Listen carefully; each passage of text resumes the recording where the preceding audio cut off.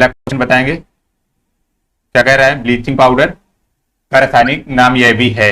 बताएंगे bleaching powder का रासायनिक नाम बताएंगे, क्या हो जाएगा।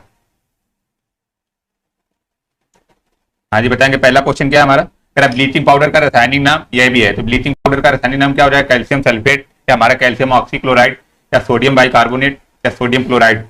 तो आपका ऑप्शन नंबर बी राइट हो जाएगा, कैल्शियम ऑक्सीक्लोराइड CaOCl2 जो होता है हमारा ब्लीचिंग पाउडर होता है, CaOCl2। अगला देखेंगे दूसरा नंबर क्या कह रहा है।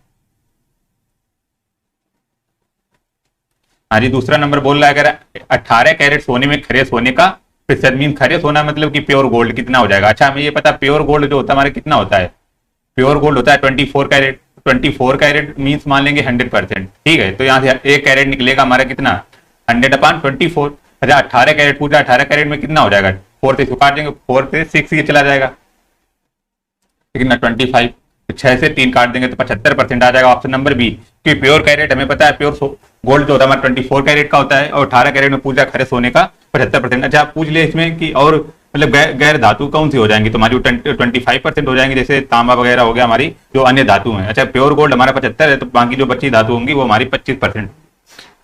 अगला तीसरे नंबर में क्या कह रहा है, थर्ड नंबर में कह रहा है निम्न में से कौन सी एक हरित गृह गैस नहीं है, ग्रीन इफेक्ट गैस नहीं है, जिसे बोलते हैं हरित गृह गैस नहीं है। हरित गृह गैसें वो होती हैं जो हमारी O3 लेयर, ओजोन लेयर को मतलब कि हानि पहुंचाती है। ओजोन लेयर हमारी होती कहाँ पे, समताप मंडल में होती है। जब पहला ऑप्शन मीथेन, दूसरा हमारा नाइट्रोजन है, तीसरा कार्बन डाइऑक्साइड, चौथा हमारा क्लोरोफ्लोरोकार्बन। तो इसका ऑप्शन नंबर बी राइट हो जाएगा। नाइट्रोजन जो हमारी है एक तरह से ये ग्रीन हाउस गैस नहीं है, और बाकी जो मीथेन हो गई, कार्बन डाइऑक्साइड, क्लोरोफ्लोरोकार्बन, ये हमारी ग्रीन हाउस गैसें हैं, और ये हमारे पर्यावरण के लिए बहुत ही हानिकारक होती हैं, जो कि O3 लेयर का विनाश कर रही हैं। 4 नंबर क्या बोल रहा है, कह रहा है कि निम्न में से कौन सा यौगिक संगमरमर का एक प्रमुख घटक है। संगमरमर का कह रहा प्रमुख घटक कौन सा है बताएंगे। ऑप्शन नंबर आपके दिए हुए हैं, पहला कह रहा है मैग्नीशियम सल्फेट, और बी कह रहा है सिलिकॉन ऑक्साइड, और तीसरा कह रहा है हमारा कैल्शियम कार्बोनेट, चौथा कह रहा है पोटेशियम नाइट्रेट। बताएंगे सभी लोग। तो कह रहा है कि निम्न में से कौन सा योग संगमरमर का एक प्रमुख घटक है, तो क्या हो जाएगा इसका ऑप्शन नंबर सी राइट हो जाएगा, कैल्शियम कार्बोनेट। इसका फार्मूला क्या होता है सभी लोग देख लेंगे, CaOC3 होता है, सॉरी CaCO3 होता है हमारा, CaCO3। मैग्नीशियम सल्फेट का हमारा होता है MgSO4। सिलिकॉन ऑक्साइड का होता है हमारा SiO2, सिलिकॉन Si होता है, O2 हमारा सिलिकॉन ऑक्साइड, पोटेशियम नाइट्रेट सभी को पता होगा KNO3 होता है। तो हमारे क्या हो जाएगा, संगमरमर का एक घटक हो जाएगा कैल्शियम कार्बोनेट। 5 नंबर देखेंगे हम। 5 नंबर में क्या बोल रहा है, कह रहा है कौन सा धातु ठंडे पानी से प्रतिक्रिया नहीं करता है लेकिन गर्म करने पर वाष्प से प्रतिक्रिया करता है। वर्तिका नमस्ते, बिल्कुल नमस्ते। स्मार्ट वन ऑप्शन सी बिल्कुल राइट है। कह रहा 5 नंबर क्या बोल रहा है, कह रहा कौन सी धातु ठंडे पानी से प्रतिक्रिया नहीं करता है लेकिन गर्म करने पर वाष्प से प्रतिक्रिया करता है। तो इसका ऑप्शन नंबर ए कह रहा सोडियम है, बी है एल्यूमिनियम, आपका सी है ताम्र जिसे कॉपर बोलते हैं, ऑप्शन नंबर डी है निकेल। तो अच्छा इसका ऑप्शन नंबर बी राइट हो जाएगा। एल्यूमिनियम जो है हमारे गर्म पानी के साथ प्रतिक्रिया करता है बट ठंडे पानी के साथ नहीं। अच्छा सोडियम क्या होता है, सोडियम का सिंबल होता है Na, और ताम्र जिसे Cu, और निकेल कितना होता है हमारा Na। तो हमारा 5 नंबर हो जाएगा। अगला क्वेश्चन देखेंगे हम लोग, 6 नंबर है, कृत्रिम वर्षा के लिए प्रयुक्त किया जाता है, कृत्रिम वर्षा के लिए प्रयुक्त किया जाता है, क्या किया जाता है। ऑप्शन नंबर ए मृदा, option number B copper oxide, option number C है सिल्वर आयोडाइड, डी है हमारा सिल्वर नाइट्रेट। बताएंगे कृत्रिम मृदा के लिए कौन सा हो जाएगा, तो हमारा ऑप्शन नंबर सी राइट हो जाएगा, सिल्वर आयोडाइड। इसका फार्मूला क्या होता है, AgCl होता है, AgI होता है हमारा। इसका सिल्वर आयोडाइड का, हमारा कॉपर ऑक्साइड का क्या होता है, CuO जो है, इसका कॉपर ऑक्साइड का फार्मूला होता है AgNO3, हमारा सिल्वर नाइट्रेट होता है।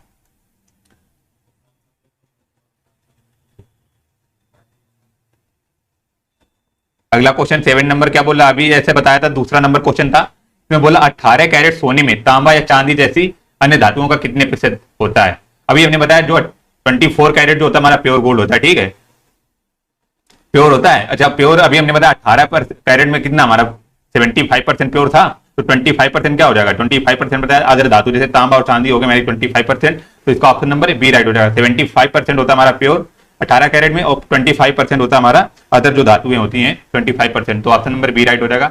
8 नंबर देखेंगे हम लोग।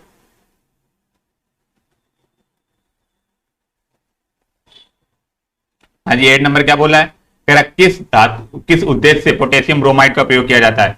पोटेशियम ब्रोमाइड का किस उद्देश्य से प्रयोग किया जाता है बताएंगे सभी लोग। पोटेशियम ब्रोमाइड का फार्मूला बताएंगे सभी लोग, क्या हो जाएगा, स्मार्ट 1 डी, बिल्कुल। पोटेशियम ब्रोमाइड का KBr फार्मूला होता है, अगर इसका प्रयोग किया जाता है। हमारा ऑप्शन नंबर कौन सा हो जाए, सी, फोटोग्राफ्स में जो है पोटेशियम ब्रोमाइड का प्रयोग किया जाता है। 9 नंबर क्या बोल रहा है, क्या निम्न में से कौन सा विकल्प लेड का चिन्ह है। ये तो बहुत इजी क्वेश्चन है। लेड का क्या हो जाएगा, हमारा ऑप्शन नंबर बी राइट हो जाएगा। पीबी जो होता है लेड का होता है, AU जो होता है हमारा गोल्ड का होता है, के होता है हमारा पोटेशियम, और Na होता है हमारा सोडियम में। अगला देखेंगे 10 नंबर हमारा क्या बोल रहा है, कह रहा है कि त्वरित चांदी निम्न में से किसका एक उत्पाद है। त्वरित चांदी जो कह रहा है निम्न में से किसका एक उत्पाद है, चांदी का या लोहा का या पारा का या मैग्नीज का। त्वरित चांदी हमारा हो जाएगा ऑप्शन नंबर सी राइट हो जाएगा। पारा हो जाएगा, पारा मीन्स HG। HG जो होता है एक तरह से चांदी के सफेद प्रकार का होता है, जो कि हमारे थर्मामीटर में यूज किया जाता है, तो HG हो जाएगा, ऑप्शन नंबर सी राइट हो जाएगा। अगला क्वेश्चन 11 नंबर क्या बोल रहा है, कह रहा पारद मिश्रण या अमलगम जिसे बोलते हैं, इंपॉर्टेंट है हमारा अमलगम। कह रहा पारद मिश्रण या अमलगम कहलाने के लिए किस मिश्र धातु में निम्नलिखित में से किसका होना आवश्यक है। कह रहा है उसमें किसका होना आवश्यक है, चांदी का या कोबाल्ट का या निकिल का या पारा का। तो पारद जो मिश्रण होता है अमलगम में, जो हमारा HG है, पारा का होना बहुत ही इंपॉर्टेंट आवश्यक जरूर होता है हमारा पारा का। अमलगम में याद रखिएगा, अमलगम में पारे का आवश्यक होना है जरूरी।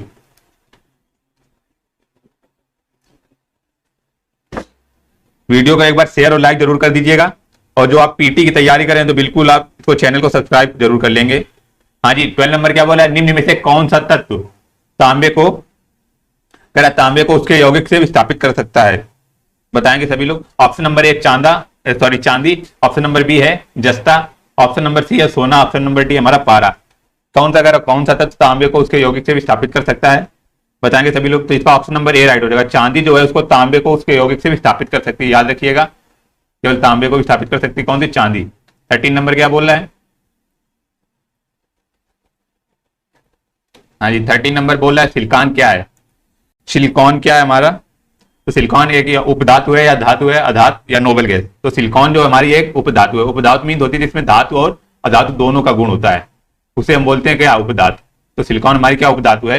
14 नंबर देखेंगे हम। 14 नंबर क्या कह रहा है, बताएंगे सभी लोग।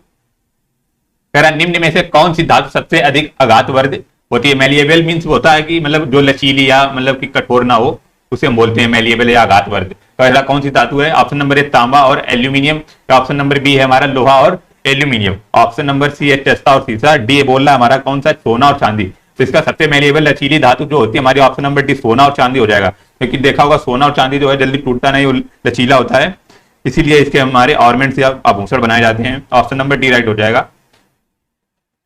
हाँ जी 15 नंबर क्या बोल रहा है, 15 नंबर बोल रहा है कि निम्न में से कौन सी धातु मानव ने सर्वप्रथम प्रयुक्त की है। ये तो सभी लोगों को पता होगा, बताएंगे। ऑप्शन नंबर ए लोहा या बी है तांबा, सी हमारा सोना, डी है कांसा। तो इसका ऑप्शन नंबर बी राइट हो जाएगा। तांबा जो है सबसे पहले जो है मानव ने प्रयुक्त की थी। 16 नंबर में क्या कह रहा है, बर्तन बनाने के लिए कौन सी निम्नलिखित मिश्र धातु का इस्तेमाल नहीं किया जाता है। इस्तेमाल नहीं किया जाता, बताएंगे सभी लोग। कह रहा है कि बर्तन बनाने कौन सी धातु का इस्तेमाल नहीं किया जाता। पीतल का तो बर्तन बनाया जाता है, तो ये भी हो सकता है हमारा। तो ऑप्शन नंबर इसमें बी नहीं होगा। सोल्डर जो होता है, सोल्डर से हमारे इस्तेमाल नहीं किया जाता है। जर्मन सिल्वर से बनाए, अच्छा जर्मन सिल्वर में एक ये इंपॉर्टेंट होता है, इसमें जो सिल्वर नहीं होता है, जर्मन सिल्वर जो मिश्रण होता है वो Zn और किसका होता है, Zn और Ni और Cu होता है। इसमें सिल्वर नहीं होता, याद रखिएगा, जर्मन सिल्वर में सिल्वर नहीं होता है। तो हमारा ऑप्शन नंबर इसमें बी राइट हो जाएगा। अगला देखेंगे 17 नंबर है। हाँ जी सभी लोग वीडियो को लाइक जरूर कर देंगे और चैनल को सब्सक्राइब कर लीजिएगा। तो पेट के लिए बहुत ही अच्छा बैच यहाँ पे चल रहा है हमारा। कह रहा पीतल मिश्रण है, बताएंगे सभी लोग। पीतल जो है वो मिश्रण है किसका है, टिन प्लस तांबा, ऑप्शन नंबर बी है टिन प्लस जस्ता, या ऑप्शन नंबर सी है टिन प्लस तांबा प्लस जस्ता, ऑप्शन नंबर डी है तांबा प्लस जस्ता। तो इसका पीतल जो मिश्रण है याद रखिएगा सभी को। तो तांबा और जस्ता जो है इसका मिश्रण हमारा पीतल होता है। तांबा और जस्ता पीतल का मिश्रण होता है। और टिन प्लस तांबा जो होता है हमारा, टिन का सिंबल क्या होता है, एसएन होता है, तांबा का Cu होता है। ये हमारे बेल जो घंटी वगैरह जो बनाई जाती है, ये सारी बेल धातु जिसे बोल सकते हैं हम। इनमें टिन और तांबा का प्रयोग किया जाता है हमारा। तो जस्ता और तांबा जो हमारे पीतल के लिए होता है। और 80 नंबर देख रहे हो क्या कह रहा है हमारा, कह रहा है स्टेनलेस, यहाँ पे स्टेनलेस होगा हमारा। स्टेनलेस स्टील किन अवयवों का मिश्रण है? स्टेनलेस स्टील जो हमारे किन अवयवों का मिश्रण है? लोहा प्लस कार्बन, या लोहा प्लस जिंक, या तांबा प्लस जिंक, या लोहा प्लस निकिल प्लस क्रोमियम। बताएंगे सभी लोग। स्टेनलेस स्टील जो हमारे किसका मिश्रण है? तो इसका ऑप्शन नंबर डी राइट हो जाएगा। लोहा प्लस निकिल प्लस क्रोमियम का जो है ये हमारा मिश्रण है स्टेनलेस स्टील। सभी लोग कमेंट करिएगा, सही हो या गलत आप लोग कमेंट जरूर करेंगे। हाँ जी, 19 नंबर क्या बोल रहा है बताएंगे सभी लोग। यदि आप लोग पेट की तैयारी कर रहे हो या आपके दोस्त वगैरह जो भी हो भाई बंधु, उनको शेयर जरूर कर दीजिएगा, क्योंकि ये पेट के लिए बहुत ही अच्छा चैनल है। यहाँ पे जो कंटेंट आपको मिलेगा बहुत ही अच्छा मिलेगा। सारे सिलेक्टेड क्वेश्चन आपको बताए जा रहे हैं। तो पेट की जो तैयारी कर रहा है उनको शेयर कर दीजिएगा और सब्सक्राइब जरूर कर लेंगे। और आपका जो सारा कोर्स है वो पेट का कंप्लीट हो चुका है, बिल्कुल आपका रिवीजन चल रहा है बिल्कुल से। प्ले लिस्ट वगैरह आपकी बनी हुई चेक कर सकते हैं आप लोग। 19 नंबर क्या कह रहा है? भारत में पाया जाने वाला कौन सा एक गैर धात्विक खनिज है? अच्छा, गैर धात्विक खनिज मीन्स जो मतलब भारत में पाया जाने वाले गैर धात्विक जो मतलब धातु ना हो हमारी। क्या क्रोमियम जो है एक तरह से किसका आयक है? कमेंट करेंगे सभी लोग। क्रोमियम जो है हमारा वो लोहे का आयक है। और बॉक्साइट जो हमारा ये किसका है? एल्यूमिनियम का। हेमेटाइट भी हमारा किसका? लोहे का है। और ऑप्शन नंबर डी जो पायरोफाइलाइड है ये हमारा गैर धात्विक खनिज है। ये एक पाउडर टाइप का होता है, तो ये हमारा गैर धात्विक खनिज है पायरोफाइलाइड। याद रखेंगे सभी लोग। लोहे का आयक हमारा क्रोमाइट हो गया, एल्यूमिनियम का बॉक्साइट, और फिर लोहे का हमारा हेमेटाइट। 20 नंबर है हमारा। हाँ जी, 20 नंबर क्या बोल रहा है? कह रहा है कार्नेलाइट किस धातु का आयक है? बताएंगे सभी लोग। कार्नेलाइट किस धातु का आयक है? पोटेशियम का आयक है, या एल्यूमिनियम, या मरकरी, या यूरेनियम? बताएंगे कार्नेलाइट जो है किसका आयक है? तो ये कार्नेलाइट हमारे किसका हो जाएगा? ऑप्शन नंबर ए पोटेशियम का आयक हो जाएगा कार्नेलाइट। अच्छा, मरकरी का आयक क्या होता है? याद रखेंगे मरकरी का आयक जो होता है वो सिनेबार होता है। सिनेबार जो होता है वो मरकरी का आयक होता है। और एल्यूमिनियम का भी बताया हमने क्या होता है? बॉक्साइट होता है एल्यूमिनियम का। ठीक है, तो हमारा ऑप्शन नंबर ए राइट हो जाएगा, पोटेशियम। हाँ जी, 21 नंबर क्या बोल रहा है? 21 नंबर कह रहा है किसके प्रयोग के जरिए धातु की उच्च शुद्धता प्राप्त की जा सकती है? ऑप्शन नंबर ए हमारा थर्माइट प्रक्रिया, या कार्बन न्यूनीकरण, या हाइड्रोजन न्यूनीकरण, या विद्युत अपघटनी न्यूनीकरण। बताएंगे सभी लोग। कह रहा है किसके प्रयोग द्वारा धातु की उच्च शुद्धता प्राप्त की जा सकती है? मतलब धातु की जो है उच्च शुद्धता प्राप्त की जाती है, मतलब कि उसको कितना अच्छा भी प्राप्त कर सकते हैं। तो ऑप्शन नंबर डी राइट हो जाएगा, विद्युत अपघटनीकरण के द्वारा। मतलब इसको अपघटन मीन्स मतलब इनको तोड़ना जो है, खराब धातुएं जो हमारी है पदार्थ वो बाहर निकल जाते हैं और अच्छे अच्छे जो हैं वो रह जाते हैं। तो ऑप्शन नंबर डी राइट हो जाएगा हमारा। 22 नंबर क्या बोल रहा है? सभी लोग एक बार सेशन को शेयर कर देंगे। 22 नंबर केलामाइन का एक अयस्क है। बताएंगे केलामाइन जो है किसका अयस्क है? टिन का है, या मैग्नीशियम का है, या जस्ता का है, या तांबा का है? बताएंगे सभी लोग केलामाइन किसका अयस्क है? तो केलामाइन जो है हमारा किसका हो जाएगा? ये ऑप्शन नंबर सी जेडेन। जेडेन जस्ता का जो है ये इसका हमारा केलामाइन। और टिन का जो हमारा होता है, टिन का अयस्क होता है केसी टेराइट। केसी टेराइट जो होता है वो टिन का अयस्क होता है। और मैग्नीशियम का क्या होता है? मैग्नीशियम का बताएंगे सभी लोग। मैग्नीशियम का होता है अभी बताया कार्नोलाइट। कार्नोलाइट जो होता है वो मैग्नीशियम का अयस्क होता है। अगला देखेंगे 23 नंबर क्या बोल रहा है?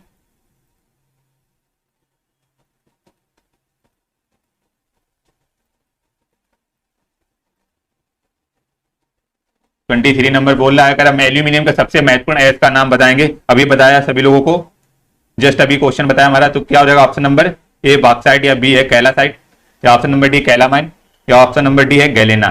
तो हमारा क्या हो जाएगा? 23 का क्या हो जाएगा? हमारा ऑप्शन नंबर ए राइट हो जाएगा। बॉक्साइट जो होता है एल्यूमिनियम का सबसे महत्वपूर्ण अयस्क है हमारा बॉक्साइट।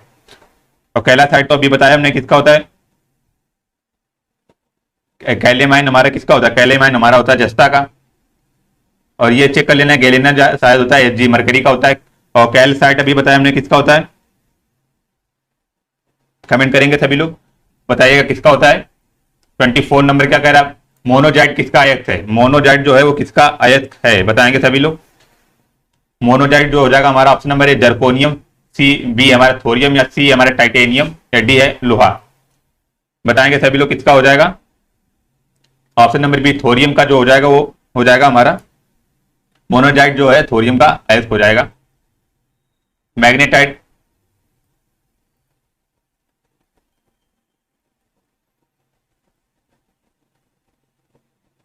25 नंबर क्या बोल रहा है, कह रहा मैग्नेटाइट है, मैग्नेटाइट है, बताएंगे सभी लोग क्या है, Fe2O2 या Fe3O4 या FeCO3 या 2FeO3 3H2O। तो इसका ऑप्शन नंबर क्या हो जाएगा, 25 का ऑप्शन नंबर बी हो जाएगा, Fe3O4। मैग्नेटाइट हो जाएगा Fe3O4, याद रखिएगा मैग्नेटाइट हमारे क्या हो जाएगा, Fe3O4। 26 नंबर क्या बोल रहा है, बताएंगे, कमेंट करिएगा सभी लोग।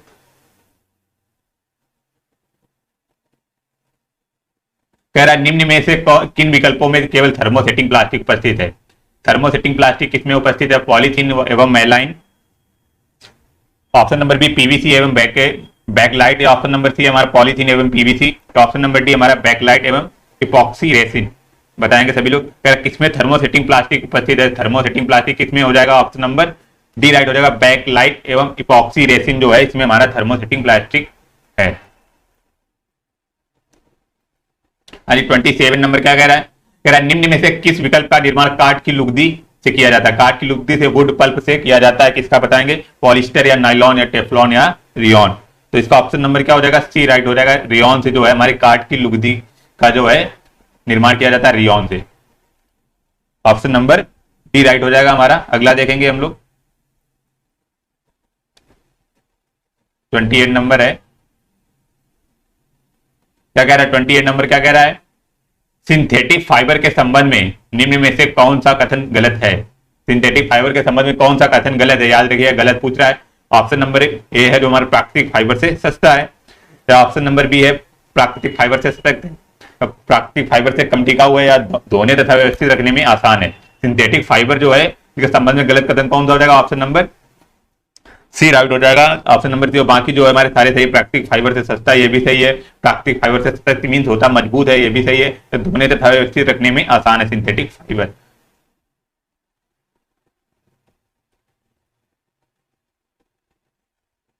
ट्वेंटी 29 नंबर क्या कह रहा है, निम्न में से कौन सा पदार्थ एक न चिपकने वाले बर्तन की तरह पर लेपित किया जाता है। बताएंगे सभी लोग, नाइलॉन हो गया, या बैकलाइट हो गया, या polyvinyl chloride, option number D Teflon. Teflon जो है हमारा इस पे बर्तन जो है खाना पकाने वाले बर्तन वगैरह पे जो लेप लगाया जाता है उसको टेफ्लॉन का लगाया जाता है। नाइलॉन जो होता है याद रखिएगा पैरासूट, पैरासूट जो बने होते हैं हमारे किसके, टेफ्लॉन के बने होते हैं। बैकलाइट किसका आता है हमारा, एल्यूमिनियम का होता है हमारा बैकलाइट, याद रखिएगा।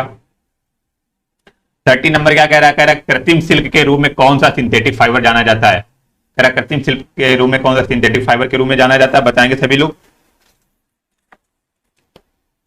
कौन सा हो जाएगा हमारा, B, option number B right हो जाएगा, रियोन जो हमारा ये सिंथेटिक फाइबर के रूप में जाना जाता है, कृत्रिम सिल्क के रूप में, सिंथेटिक फाइबर के रूप में जाना जाता है रेयान।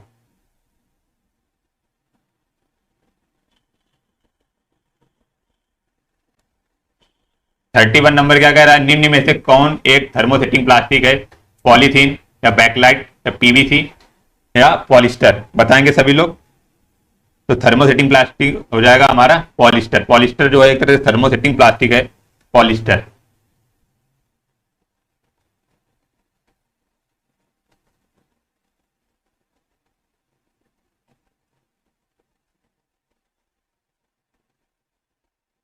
हाँ, बताएंगे 32 नंबर क्या कह रहा है, प्राकृतिक रबर के बारे में निम्न में से कौन सा कथन सही है। कह रहा है यह एक प्राकृतिक बहुलक है और इसे इसमें लोचदार गुण होते हैं, यह एक कृत्रिम बहुलक है इसमें लोचदार गुण होते हैं। ऑप्शन नंबर सी है यह एक बहुलक नहीं है लेकिन इसमें लोचदार गुण हैं। ऑप्शन नंबर डी है यह एक प्राकृतिक बहुलक है लेकिन इसमें लोचदार गुण नहीं होते हैं। तो बताएंगे सभी लोग, हो जाएगा ऑप्शन नंबर इसका ए राइट हो जाएगा, यह एक प्राकृतिक बहुलक है और इसमें लोचदार गुण होते हैं। 33 क्या बोल रहा है,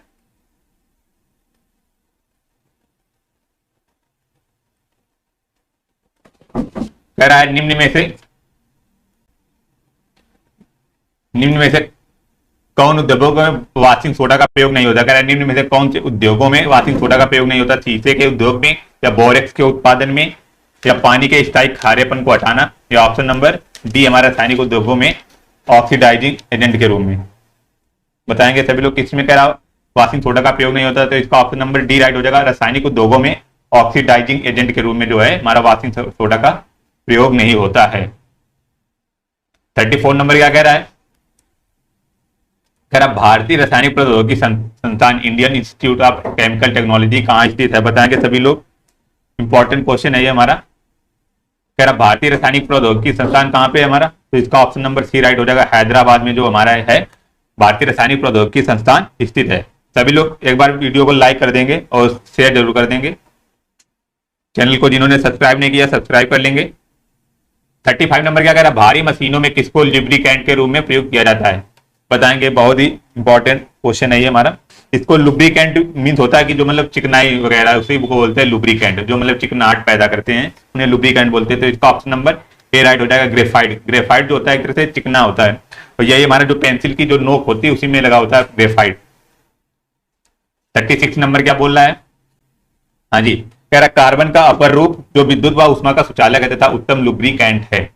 कह रहा कार्बन का अपर रूप है और कह रहा विद्युत व उष्मा का सुचालक भी है, और कह रहा है कि उत्तम लुब्रिकेंट भी है। बताएंगे क्या हो जाएगा इसका।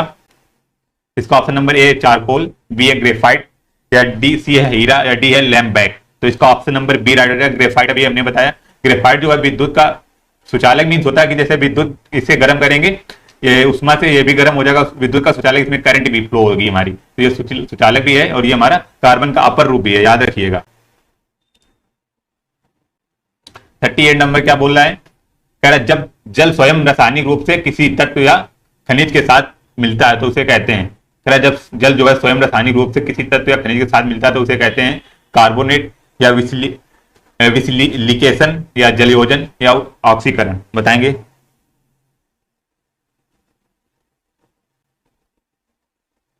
तो इसका ऑप्शन नंबर सी राइट हो जाएगा। जलयोजन, जब मतलब जल किसी रासायनिक रूप से किसी खनिज के साथ मिलता है तो उसे हम जलयोजन कहते हैं। 39 नंबर क्या बोल रहा है, कह रहा भोजन में रासायनिक किस उद्देश्य से मिलता है। कह रहा भोजन में रासायनिक जो किस उद्देश्य से मिलाया जाता है, तो इसका ऑप्शन नंबर ए बोल रहा है निम्नीकरण, या बी है अपघटन, सी हमारा संरक्षण, या डी है पुनरावर्तन। तो इसका ऑप्शन नंबर सी राइट हो जाएगा। संरक्षण से जो है भोजन में रसायन मिलाए जाते हैं।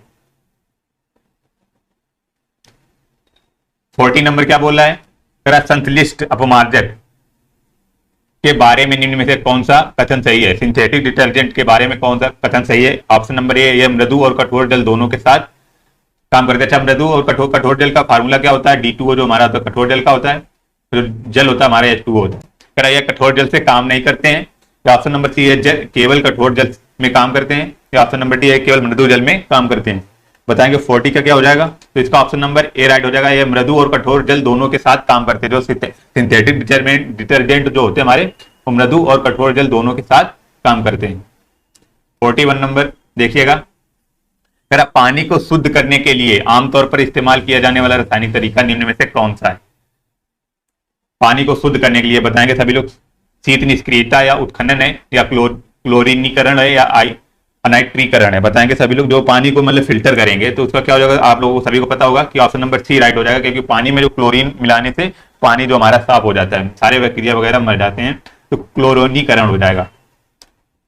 42 नंबर देखिए क्या बोल रहा है, कह रहा निम्न में से कौन सा एक नाइट्रोजन उर्वरक नहीं है। कह रहा इसमें सारे से जो है नाइट्रोजन उर्वरक है, बट एक नहीं है। कह रहा अमोनियम सल्फेट, या कैल्शियम साइनामाइड, या सुपर फास्फेट ऑफ लाइम, या यूरिया। बताएंगे नाइट्रोजन उर्वरक नहीं है, कौन सा हो जाएगा हमारा, तो इसका हो जाएगा ऑप्शन नंबर सी राइट हो जाएगा। सुपर फास्फेट ऑफ लाइम जो है हमारा, ये नाइट्रोजन का उर्वरक कारक नहीं है। और बाकी जो अमोनियम सल्फेट हो जाएगा, कैल्शियम साइनामाइड और यूरिया, ये हमारे नाइट्रोजन के उर्वरक हैं।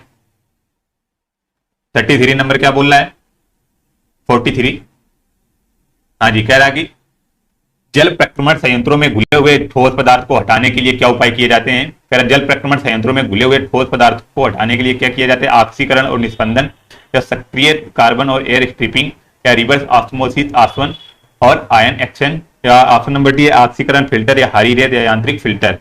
बताएंगे जो मतलब जल के प्रक्रमण संयंत्रों में घुले हुए ठोस पदार्थ जो होते हैं उन्हें हटाने के लिए क्या किया जाता है, इसका उपाय किया जाता है। तो इसका ऑप्शन नंबर सी राइट हो जाएगा। रिवर्स ऑस्मोसिस आसवन और आयन एक्सचेंज। आसवन क्या होता है, मीन्स जो भाप बनाकर उसे उड़ा देते हैं, उसी को आसवन बोलते हैं।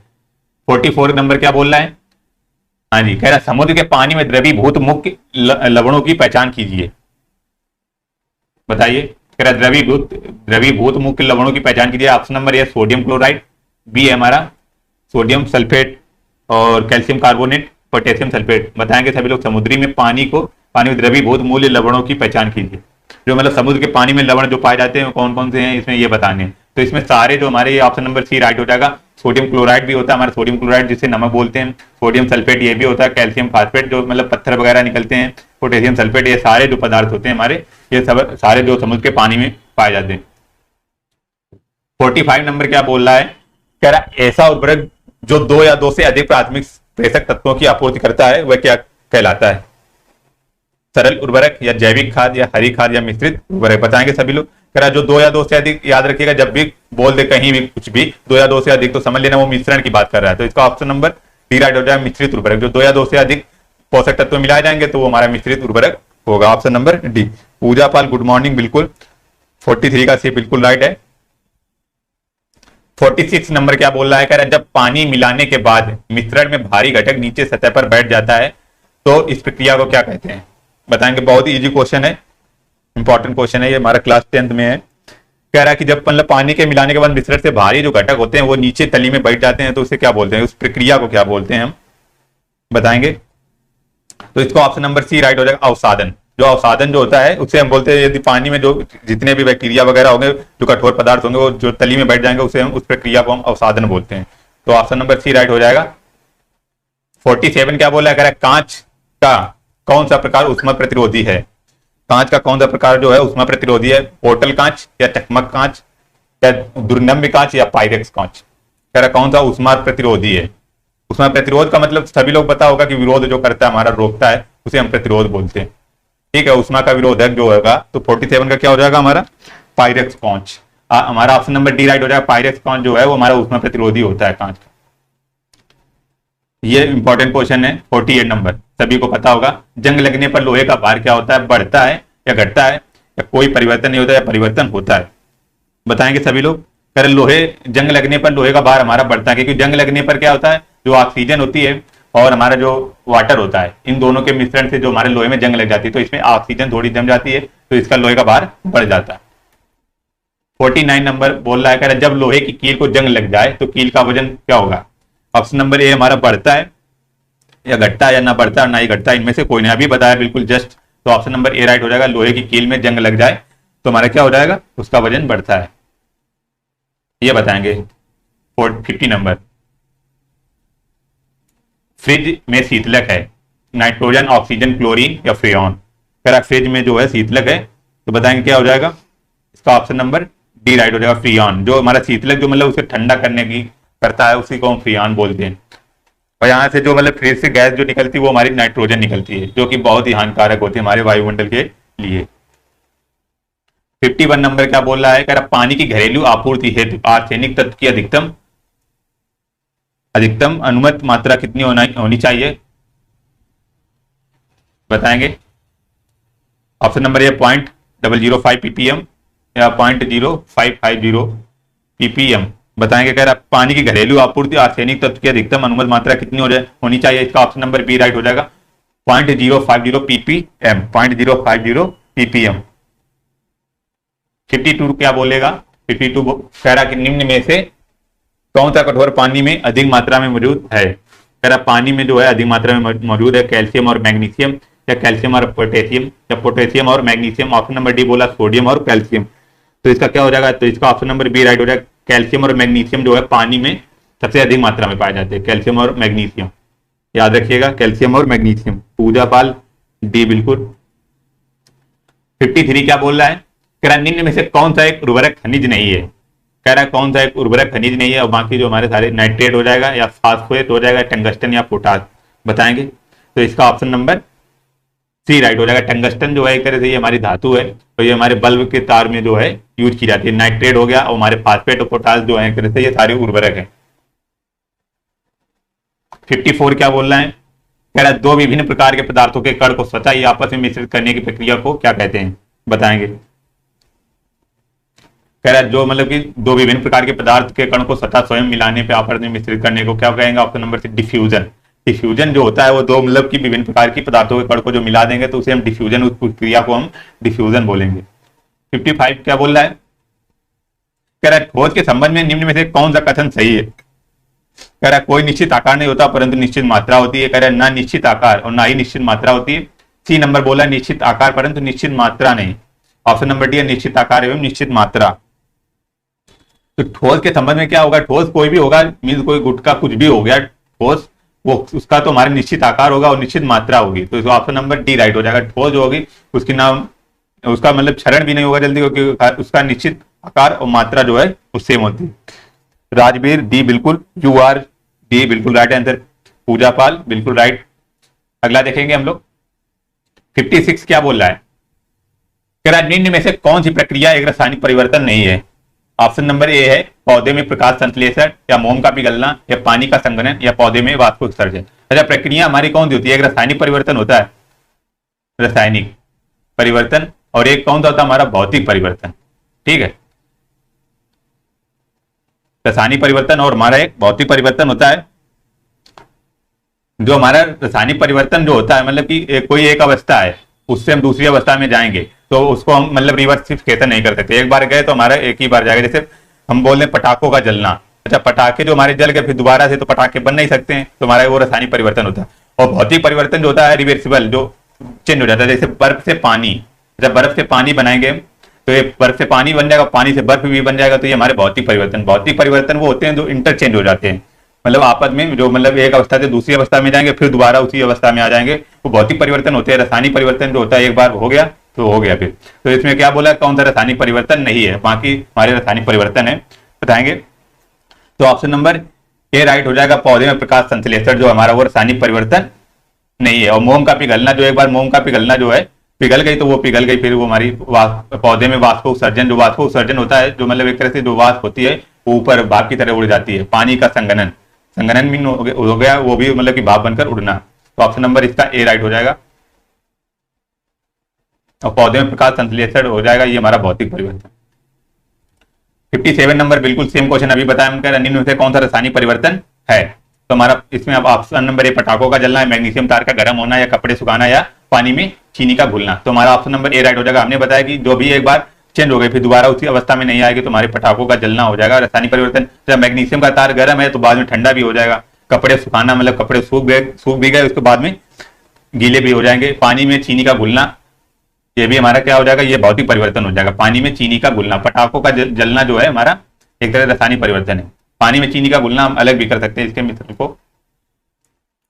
58 तरल पदार्थ की तुलना में, पूजा पाल सरस तिवारी पौधे में प्रकाश, बिल्कुल राइट है आपका। कह रहा तरल पदार्थ की तुलना में ठोस पदार्थ में परमाणुओं का व्यवस्थापन किस तरह होता है। कह रहा दूर दूर होते हैं, बारीकी से नहीं बंद होते हैं, या ऑप्शन नंबर सी है बहुत बड़ी बारीकी से बंद होते हैं। बारीकी से बंद मीन्स होता है मतलब क्लोज बॉन्ड होना, कम बारीकी से बंद होते हैं। बताएंगे तरल पदार्थों की तुलना में ठोस पदार्थों में जो है परमाणु का व्यवस्थापन क्या होता है, बताएंगे। इजी है बिल्कुल। ठोस तो हमारे ठोस होते हैं कि बहुत ही मजबूत मतलब क्लोज बॉन्ड होगा, तो हमारा ऑप्शन नंबर सी राइट हो रहा है। बहुत बारीकी से बंद होते हैं तो हमारा ठोस पदार्थ बहुत बारीकी से बंद होते हैं। बिल्कुल सभी लोग पेट की जो तैयारी कर रहे हैं बिल्कुल चैनल को सब्सक्राइब कर लीजिएगा। और इसमें बिल्कुल पेट का पूरा बैच जो है ये कंप्लीट हो चुका है, यहाँ पे रिवीजन आपकी चल रही है, आप जाके प्लेलिस्ट भी चेक कर सकते हैं। बिल्कुल सरस तिवारी बहुत बारीक से बंद होते हैं। आपके जो भी दोस्त वगैरह हैं आप शेयर कर देंगे, पेट के लिए बहुत ही अच्छा चैनल है ये हमारा। पूजा पाल बिल्कुल सी। 59 नंबर क्या बोल रहा है, कह रहा वह ताप जिस पर कोई ठोस वस्तु अपनी ठोस अवस्था से द्रव अवस्था में परिवर्तित हो क्या कहलाता है। बहुत ही इंपॉर्टेंट क्वेश्चन है, इजी भी है, ये पूछा जाता है हमारा। कह रहा वह ताप जो है कोई ठोस जो वस्तु है उससे मतलब द्रव में चेंज कर, जैसे बर्फ से पानी में, ठीक है, उसको चेंज कर अवस्था में परिवर्तित क्या कहलाता है, बताएंगे सभी लोग। ऑप्शन नंबर ए वाष्पीकरण, या गलनांक, या ऊर्ध्वपातन, या प्लाज्मा, बताएंगे। 59 नंबर क्या हो जाएगा इसका ऑप्शन नंबर डी। अच्छा गलनांक कहलाएगा, ठोस से जो भी मतलब कि द्रव अवस्था में जाएगा वो गलनांक हो जाएगा। अच्छा वाष्पीकरण क्या होता है, वाष्पीकरण हमने बताया कि वो होता है जो मतलब वाष्प बनकर, जैसे पानी को गर्म किया जो वाष्प बनकर उड़ जाता है। और ऊर्ध्वपातन जैसे कपूर को जलाना, नौसादर को जलाना, ये जैसे ठोस होते हैं, ठोस से बिल्कुल गैस में चेंज हो जाए वो हमारा ऊर्ध्वपातन होता है, ठीक है, याद रखेंगे। हाँ जी 60 नंबर क्या बोल रहा है, कह रहा है निम्न में से किस प्रक्रिया द्वारा जल तरल अवस्था से गैसीय अवस्था में परिवर्तित होता है, बताएंगे सभी लोग। अभी बताया संघनन और ऊर्ध्वपातन, या वाष्पीकरण, या वाष्पोत्सर्जन। ऊर्ध्वपातन और वाष्पीकरण, या स्थानांतरण और वाष्पोत्सर्जन, बताएंगे। टंगस्टन का गलनांक सबसे अधिक होता है। हाँ जी, हाँ जी, तभी इसका जो है वो उसमें बल्ब में यूज किया जाता है, टंगस्टन का फ्यूज तार में यूज किया जाता है। कह रहा कि इसमें जो है तरल अवस्था से गैसीय अवस्था में जो चेंज होगा तो क्या होगा हमारा, बताएंगे सभी लोग। तो इसका ऑप्शन नंबर बी राइट हो जाएगा, वाष्पीकरण या वाष्पोत्सर्जन। जो मतलब वाष्प बनकर जो तरल से गैस अवस्था में चला जाए वो हमारे वाष्पीकरण होगा। जितने भी जैसे पानी हो गया, कोई भी मतलब कि तरल पदार्थ ले ले हम लिक्विड, उससे वाष्प मतलब कि उसमें गैस में जो चेंज होगा वो हमारा वाष्पीकरण होगा। ऊर्ध्वपातन अभी हमने बताया क्या होता है, जो हमारा ठोस से गैस में चेंज हो जाए। ठीक है, 61 नंबर देखेंगे हम लोग। हाँ जी, 61 क्या बोल रहा है, करा एक नाभिक में प्रोटॉन और न्यूट्रॉनों को बांधने वाला क्या कहलाता है। बहुत ही इंपॉर्टेंट, कह रहा है एक नाभिक में प्रोटॉन और न्यूट्रॉन को, प्रोटॉन और न्यूट्रॉन, ये याद रखिएगा। नाभिक में जो पूछ ले क्या क्या होते हैं हमारे, प्रोटॉन और न्यूट्रॉन जो होते हैं नाभिक में होते हैं। और नाभिक कैसा होता है हमारा, एक पॉजिटिव आयन होता है, क्योंकि न्यूट्रॉन हमारा न्यूट्रल होता है, उदासीन होता है, प्रोटॉन हमारा पॉजिटिव होता है, तो नाभिक हमारा क्या हो जाएगा, पॉजिटिव हो जाएगा। ठीक है, कह रहा बांधने के लिए बल को क्या कहते हैं, विद्युत चुंबकीय बल या दुर्बल नाभिकीय बल या गुरुत्वाकर्षण बल या प्रबल नाभिकीय बल। बताएंगे जो प्रोटॉन और न्यूट्रॉन को बांधे रखता है उसको क्या बोलेंगे। अरे 61 का क्या हो जाएगा, इसका ऑप्शन नंबर डी राइट हो जाएगा, प्रबल नाभिकीय बल। ये याद रखिएगा सबसे जो मजबूत बॉन्ड होता है ये प्रबल नाभिकीय बल होता है, क्योंकि न्यूट्रॉन और प्रोटॉन को जो बांध के रखता है सबसे मजबूत और नाभिकीय बल होता है प्रबल नाभिकीय बल। हाँ जी सरस तिवारी, बिल्कुल नाभिकीय बल, कंडेंसेशन से वेपराइजेशन, बिल्कुल बिल्कुल। हाँ जी 62 नंबर क्या बोल रहा है, बताएंगे सभी लोग। फिर आप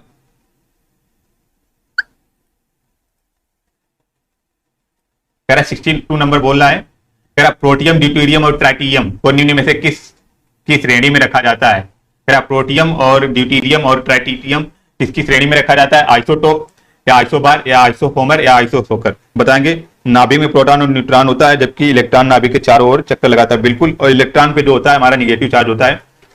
सभी लोग कमेंट करेंगे प्रोटॉन की खोज किसने की थी हमारी। कह रहा प्रोटियम जो होता है हमारा 1H1 होता है, और ड्यूटेरियम होता है हमारा 1H2, और ट्राइटेरियम होता है 1H3। निम्न में से किस श्रेणी में आता है, तो बताएंगे सभी लोग क्या किस में आता है ये। इसमें जो हमारे इसमें परमाणु क्रमांक समान होता है उसे क्या बोलते हैं, समस्थानिक बोलते हैं, इंग्लिश में बोलते हैं आइसोटोप। तो 62 का हमारा हो जाएगा ऑप्शन नंबर ए, आइसोटोप, जिसमें मतलब परमाणु क्रमांक समान होते हैं, 111 है तो हमारा आइसोटोप हो जाएगा, ऑप्शन नंबर ए राइट हो जाएगा। सरस तिवारी बिल्कुल राइट है आपका। 63 क्या बोल रहा है, कह निम्नलिखित में से सिद्धांत सही तरह से मेल नहीं खाते हैं। कह रहा एवोगाड्रो का नियम, एक ही तापमान और दबाव से सभी गैसों के बराबर मात्रा में अणुओं की समान संख्या होती है। पायल का नियम, गैस में दबाव और मात्रा के बीच संबंध। संक्रमण सिद्धांत है हमारा, व्यक्ति से व्यक्ति में संचारित होने वाली जीवित एजेंट के कारण होने वाली संक्रामक बीमारियां। हुंड का नियम बोला, परमाणु में कोई भी दो इलेक्ट्रॉन एक ही ऊर्जा स्तर पर नहीं रख सकते। बताएंगे क्या हो जाएगा इसका। कह रहा कौन सा मेल नहीं खाता, कौन सा गलत है, तो इसका ऑप्शन नंबर डी राइट हो जाएगा। हुंड का नियम जो कि हमारा गलत है। एवोगाड्रो का नियम जो होता है, एक ही तापमान और दबाव में सभी गैसें बराबर मात्रा में अणुओं की समान संख्या होती है। और बायल का नियम जो होता है गैसों में दबाव, अच्छा चार्ल्स का नियम जो होता है जिसमें समान ताप रहता है, वो चार्ल्स का नियम होता है ताप समान। संक्रमण सिद्धांत ये सही है, बिल्कुल ऑप्शन नंबर डी राइट हो जाएगा इसका। हाँ जी रदरफोर्ड, बिल्कुल। 64 बताएंगे, जल, हाइड्रोजन तथा ऑक्सीजन का अनुपात भार के अनुसार होता है, कितना होता है, बताएंगे सभी लोग। अच्छा H2O, जल का अभी फार्मूला हमने बताया था, H2O होता है, ठीक है, H2O होता है। O का हमारा परमाणु क्रमांक कितना है, 8 और 16 होता है, 16 जो होता है भार होता है। और इसका हमारे हाइड्रोजन का कितना होता है, 1H1 होता है। और यहाँ पे है कितने मॉलिक्यूलर, 2 हैं, और यहाँ पे 1 की हमारे ये कितना ऑक्सीजन, तो इसका 16 हो जाएगा। इसको काट लेंगे तो 1:8 आ जाएगा, ऑप्शन नंबर डी राइट हो जाएगा। परमाणु भार बोल रहा, अनुपात भार, भार कितना होता है, एक हाइड्रोजन का 1 होगा तो 2 हाइड्रोजन है यहाँ पे, तो हमारा 2 हो जाएगा। और ऑक्सीजन का 16 हो जाएगा, तो 1 और 8 रेशियो हो जाएगा, बिल्कुल। बॉयल का नियम ताप पर और ताप से संबंधित होता है, बिल्कुल।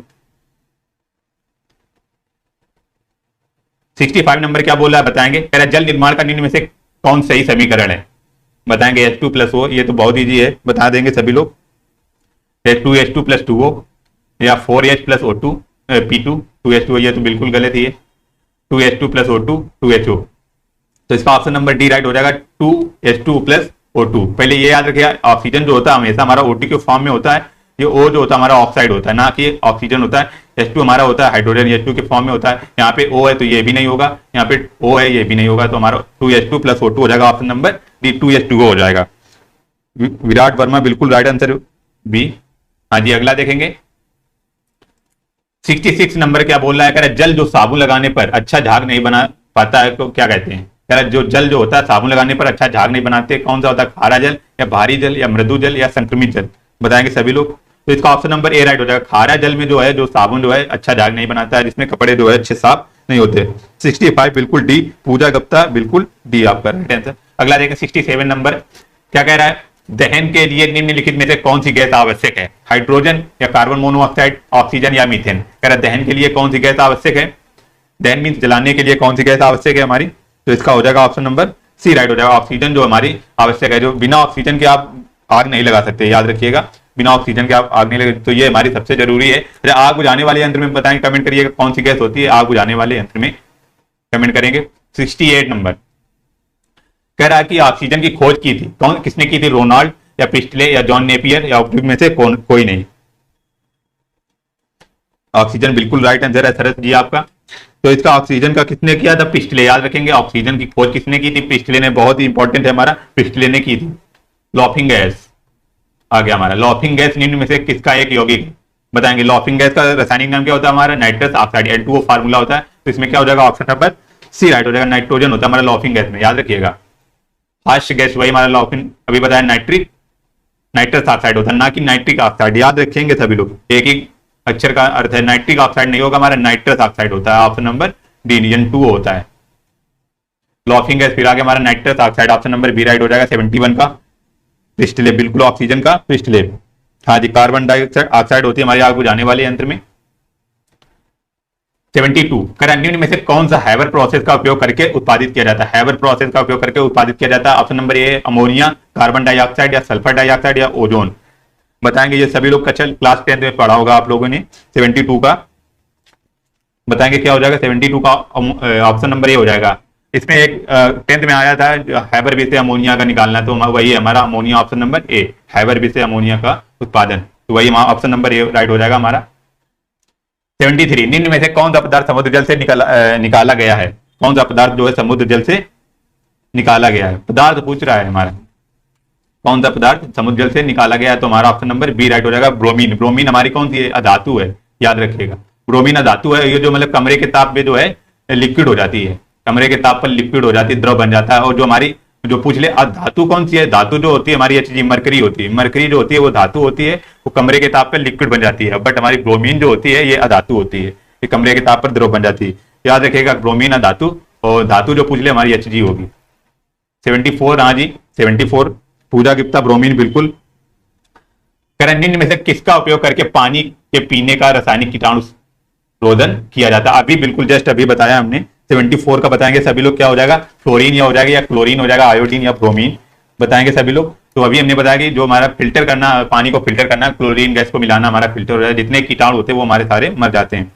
Bromine liquid from room temperature, बिल्कुल बिल्कुल क्लोरीन हो जाएगा। 75 नंबर क्या बोल रहा है, कमरे के तापक्रम पर कौन सी अधातु, आ गया आपको, बिल्कुल आ गया क्वेश्चन आपका, अभी हमने बताया था, कौन सी अधातु तरल अवस्था में ही पाई जाती है, कमरे के ताप पर कौन सी अधातु तरल अवस्था में पाई जाती है। अधातु देखो यार पूछ रहा हमारा, तो ब्रोमीन हो जाएगा, ऑप्शन नंबर सी राइट हो जाएगा, ऑप्शन नंबर सी बिल्कुल, ब्रोमीन कमरे के ताप पर, हाँ जी बिल्कुल बिल्कुल अधातु होती है, याद रखेगा, ब्रोमीन जो हमारी अधातु होती है, ठीक है।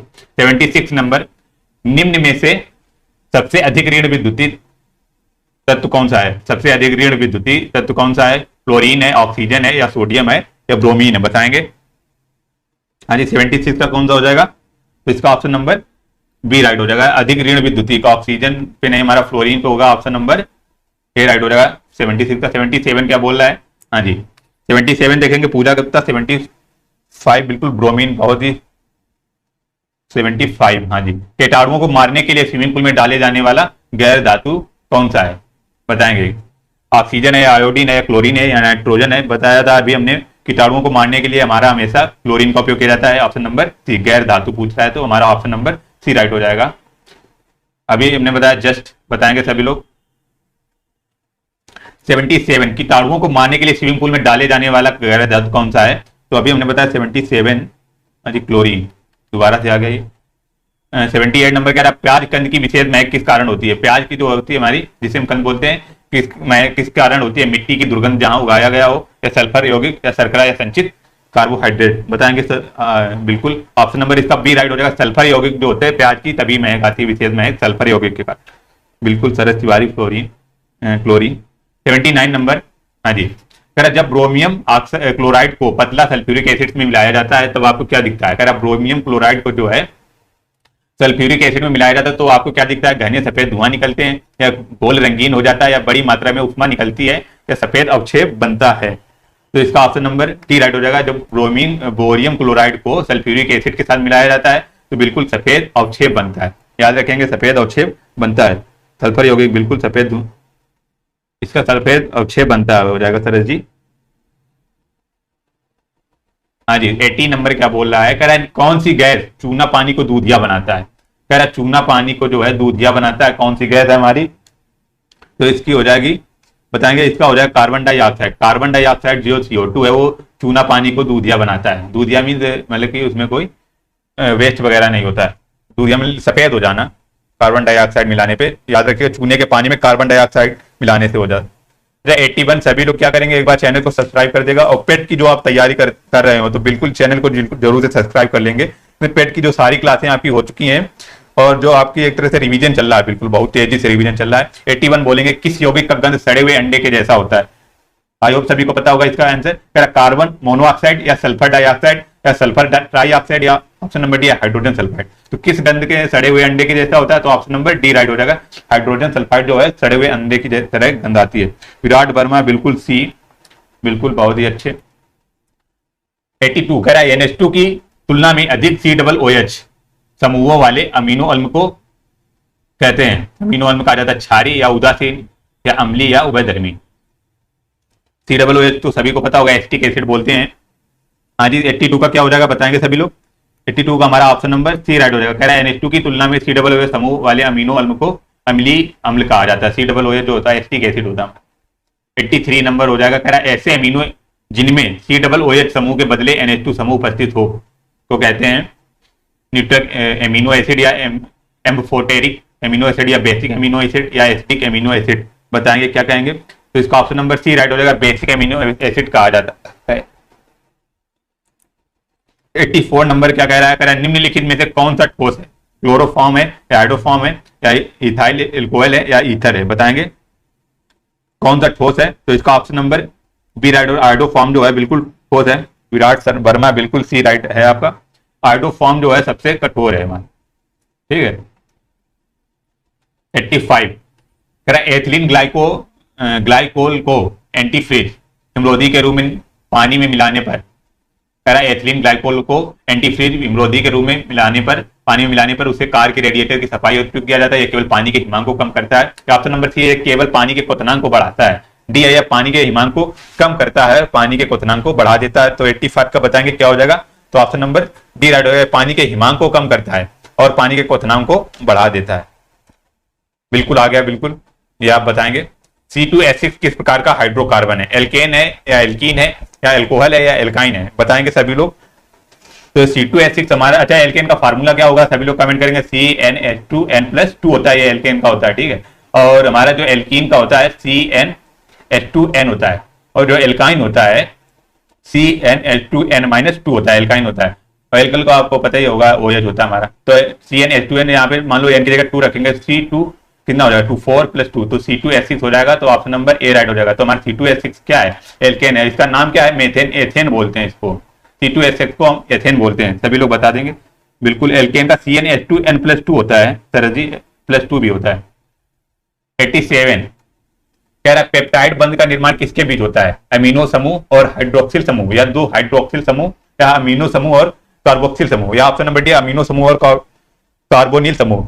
तो पेप्टाइड बंध का निर्माण बताएंगे, ये इंपॉर्टेंट है, आपका निर्माण होता है अमीनो समूह और कार्बोक्सिल समूह के बीच। पूजा गुप्ता एल्केन एथेन, हाँ जी एथेन है बिल्कुल। 88 नंबर कह रहा है एसिटोसिन, हाँ जी एसिटोसिन और मेथाइल एल्कोहल के मिश्रण को अलग करने के लिए कौन सी निम्नलिखित तकनीक प्रयोग की जाती है। एसिटोसिन और कह रहा है मेथाइल एल्कोहल को अलग करने के लिए कौन सी निम्नलिखित तकनीक का प्रयोग किया जाता है, सेंट्रीफ्यूगेशन या निर्वात आसवन या आंशिक आसवन या आसवन। बताएंगे तो इसका ऑप्शन नंबर सी राइट हो जाएगा, आंशिक आसवन। अच्छा मेथाइल एल्कोहल का फार्मूला क्या होता है, CH3OH होता है मेथाइल एल्कोहल का फार्मूला। तो इसका ऑप्शन नंबर सी राइट हो जाएगा, आंशिक आसवन। 89 नंबर का है नींबू में एसिड पाया जाता है, सभी लोगों को पता होगा हमारा। नींबू में एसिड पाया जाता है, बताएंगे lactic acid, malic acid, acetic acid या टार्ट्रिक एसिड। याद रखेंगे लैक्टिक एसिड जो हमारा दूध में होता है और हमारा मैलिक एसिड जो होता है हमारा सेब में होता है। और इसका नींबू में पूछा, नींबू में 89 का कौन सा हो जाएगा, बताएंगे citric acid. Option number C right हो जाएगा। टार्ट्रिक एसिड टमाटर में होता है हमारा, चेक कर लेना, टमाटर में होता है शायद। तो नींबू में एसिड कौन सा होता है, सिट्रिक एसिड होता है। हाँ जी, सिट्रिक एसिड। 90 निम्न में से किसका प्रयोग एंटीफ्रिज के रूप में किया जाता है, एंटीफ्रिज। एंटीफ्रिज के आइसोप्रोपिल एल्कोहल या मेथाइल एल्कोहल या एसीटोन या फॉर्मेल्डिहाइड। कह रहा है एंटीफ्रिज, एंटीफ्रिज के रूप में किसका प्रयोग किया जाएगा, बताएंगे सभी लोग। 90 का हमारा, तो इसका मेथाइल एल्कोहल, मेथाइल एल्कोहल का जो है एंटीफ्रिज के रूप में प्रयोग किया जाता है, मेथाइल एल्कोहल का प्रयोग। अगला देखेंगे हम 91 नंबर क्या बोल रहा है। हाँ जी, 90 नंबर बोल रहा है, कह रहा हरे फलों को कृत्रिम ढंग से पकाने हेतु प्रयुक्त गैस है। ये तो बहुत ईजी है हमारा। कह रहा हरे फलों को जो है कृत्रिम, जैसे कच्चे केला वगैरह हो गए, उनको पकाने के लिए कौन सा होता है, एसिटिलीन। ऑप्शन नंबर ए राइट हो जाएगा, एसिटिलीन। पकाने के लिए, फलों को पकाने के लिए CH3OH, बिल्कुल सरस जी आपका बिल्कुल राइट है। 92, हाँ जी 92 क्या बोल रहा है, कह रहा ग्रेफाइट मुख्य रूप से निम्न में से किस तत्व से बना होता है। कह रहा ग्रेफाइट किस तत्व से बना होता है। अच्छा, ये किसका अपर रूप होता है, अभी हमने बताया था किसका अपर रूप होता है, बोल बता देंगे सभी लोग। अपर रूप वो किसका होता है, ग्रेफाइट। और इसमें वो कह रहा ग्रेफाइट मुख्य रूप से निम्न में से किस तत्व से बना होता है, कार्बन का। और ये कार्बन का अपर रूप भी होता है, तो कार्बन से बना होता है हमारा ग्रेफाइट। और सबसे मतलब अच्छा लुब्रिकेंट है ये हमारा। 93 क्या बोला है, कह रहा सीसा पेंसिल में प्रयुक्त तत्व है। अभी हमने बताया सीसा और पेंसिल में प्रयुक्त तत्व है, जिंक है या सीसा है या कार्बन है या टिन है। 93 का बताएंगे सभी लोग। तो सीसा और पेंसिल में हमारा कार्बन हो जाएगा, सीसा और पेंसिल में कार्बन का प्रयुक्त तत्व है। हीरा तथा ग्रेफाइट में समान है, बताएंगे 94 हीरा तथा ग्रेफाइट में समान है। विद्युत चालकता या क्रिस्टल संरचना या घनत्व या परमाणु भार, बताएंगे हीरा और ग्रेफाइट में हमारा किसका समान है, तो हमारा ऑप्शन नंबर डी राइट हो जाएगा। परमाणु भार है जो है समान है हीरा और ग्रेफाइट में। पेंसिल में काला पदार्थ कार्बन ग्रेफाइट होता है, बिल्कुल। अरे क्रिस्टलीय संरचना में, क्रिस्टलीय संरचना नहीं, हमारा परमाणु भार में जो है ये समान होता है। हीरा तथा ग्रेफाइट जो परमाणु भार में समान होता है, क्रिस्टलीय संरचना नहीं होता है। 95 जो होता है, 95 नंबर क्या बोला, पेंसिल की लेड बनाने में क्या व्यवहार किया जाता है, ग्रेफाइट या चारकोल, सिलिकॉन या फास्फोरस। अभी बताया हमने पेंसिल की नोक में किसका, ग्रेफाइट का प्रयोग किया जाता है। 96 नंबर क्या बोल रहा है, कह रहा सिरके में निम्न में से कौन सा अम्ल पाया जाता है। सिरके में, अभी बताया हमने सिरके में कौन सा अम्ल पाया जाता है। लैक्टिक अभी दूध में बताया, मैलिक हमारा सेब में होता है, सिट्रिक हमारा किसमें होता है, नींबू में होता है। एसिटिक जो होता है हमारा सिरके में होता है, एसिटिक एसिड। एसिटिक एसिड हमारा सिरके में होता है, बिल्कुल पूजा जी बिल्कुल। सिरके में एसिटिक अम्ल होता है, सिरके में एसिटिक अम्ल, हाँ जी CH3COOH पाया जाता है, बिल्कुल। 97 नंबर क्या बोल रहा है, हाँ जी कह रहा है निम्नलिखित किसमें कार्बन नहीं होता है। निम्नलिखित किसमें कार्बन, डायमंड, डायमंड वही हीरा हमारा, ग्रेफाइट, कोयला, इनमें से कोई नहीं। कह रहा है किसमें कार्बन नहीं होता है, तो इसका ऑप्शन नंबर डी राइट हो जाएगा, क्योंकि ये तीनों जो है ये कार्बन के अपर रूप है, तीनों में कार्बन पाया जाता है, तो ऑप्शन नंबर डी राइट हो जाएगा, इनमें से कोई नहीं। 98 नंबर कह रहा है निम्न में किस प्रकार के कोयले में सबसे अधिक कार्बन सामग्री होती है। कह रहा है किस प्रकार के कोयले में सबसे अधिक कार्बन सामग्री होती है, बताएंगे। एंथ्रेसाइड, ऑप्शन नंबर डी राइट हो जाएगा, एंथ्रेसाइड। और सबसे अच्छा कोयला भी यही माना जाता है हमारा, एंथ्रेसाइड। याद रखिएगा, सबसे खराब कोयला जो होता है पीट होता है, पीट। कह रहा है कोयले में सबसे अधिक कार्बन पाया जाता है एंथ्रेसाइड कोयला में। अरे हाँ, एथेनॉल, इथेनॉल 99 नंबर कह रहा है इथेनॉल को calorific value KG plus calorie joule प्रति किलोग्राम में क्या है। इथेनॉल की कह रहा है क्या मीन्स होता है, कैलोरी जूल प्रति किलोग्राम में क्या है इसकी वैल्यू, इथेनॉल की कैलोरीफिक वैल्यू में, बताएंगे। इथेनॉल की वैल्यू बता देंगे क्या है, तो इसको याद कर लेंगे हम लोग, 30 हो जाएगी। ऑप्शन नंबर सी राइट हो जाएगा, 30 हो जाएगी। हाँ जी एंथ्रेसाइड है। 100 नंबर कह रहा है गोबर गैस में मुख्यतः कौन सी गैस होती है, सभी लोगों को पता होगा गोबर गैस में कौन सी गैस होती है, मीथेन हो गया, क्लोरीन हो गया, हीलियम या नाइट्रोजन। तो बताएंगे हमारी गोबर गैस में कौन सी गैस होती है, ऑप्शन नंबर ए राइट हो जाएगा, मीथ।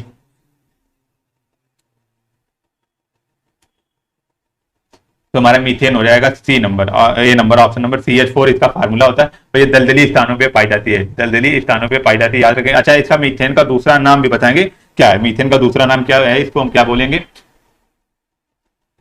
101 नंबर कह रहा है खाना पकाने के गैस में 90% से अधिक रहता है, खाना पकाने के गैस में 90% से अधिक रहता है, क्या होता है, खाना पकाने वाली गैस जो होती है उसमें 90% से अधिक जो होता है ब्यूटेन होता है। कह रहा 102 कह रहा निम्न में से कौन सा तरल पदार्थ सर्वाधिक ज्वलनशील है।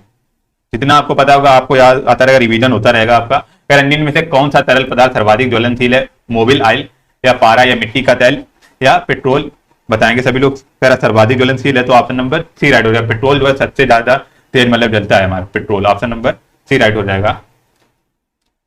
103 प्राकृतिक गैस का प्रमुख तत्व है। सर जी बिल्कुल पेट्रोल, विराट वर्मा डी कह रहा प्राकृतिक गैस का प्रमुख तत्व है मीथेन, एथेन, प्रोपेन या ब्यूटेन। प्राकृतिक गैस का प्रमुख तत्व है बताएंगे ऑप्शन नंबर ए राइट हो जाएगा। इसका मीथेन जो होगा वो हमारे प्राकृतिक गैस का प्रमुख तत्व है। एक बार सभी लोग वीडियो को शेयर जरूर कर देंगे और आपके दोस्त वगैरह जो तैयारी कर रहे हैं पेट की तो उनको जरूर शेयर कर देंगे और लाइक जरूर कर देंगे। बिल्कुल मेरा नेट स्लो है सर, कोई नहीं, नेट अभी कैसे स्लो हो सकता है आपको, अभी तो मिला होगा। इलेक्ट्रॉन की खोज का श्रेय किसे जाता है बताएंगे। इलेक्ट्रॉन की खोज का श्रेय किसे जाता है, गोल्डस्टीन या जे थॉमसन या जेम्स चैडविक या रदरफोर्ड बताएंगे। 104 का ऑप्शन नंबर क्या हो जाएगा, इलेक्ट्रॉन की खोज किस पे हो जाएगा, इसका ऑप्शन नंबर बी राइट हो जाएगा। जे थॉमसन, इलेक्ट्रॉन की जे थॉमसन हो जाएगा। और जो प्रोटॉन पे होता है, प्रोटॉन की जो होगा वो रदरफोर्ड हो जाएगा। प्रोटॉन नाभिक जो होता है, प्रोटॉन नाभिक वो हमारी रदरफोर्ड हो जाएगा। प्रोटॉन की खोज जो हमारे गोल्डस्टीन और जेम्स चैडविक न्यूट्रॉन पर हो जाएगा। ठीक है, इसका ऑप्शन नंबर बी राइट हो जाएगा। 104 का B.